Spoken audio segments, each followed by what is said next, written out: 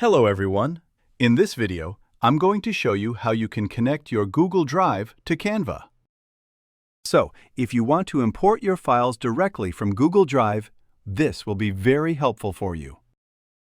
If you have a lot of files and don't want to download them from Google Drive and then import them to Canva, this method is especially useful. To do this, to connect your Google account to Canva, navigate to the left side, go to the apps, and in the search bar, type Google Drive, and you'll see the Google Drive option here.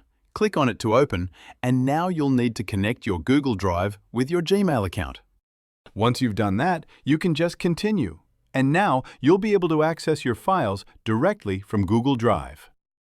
It's easy, very simple, and you can do it in seconds. So that's how you can connect your Google Drive to Canva. If you have any questions about this video, please comment below, and I will answer all your questions.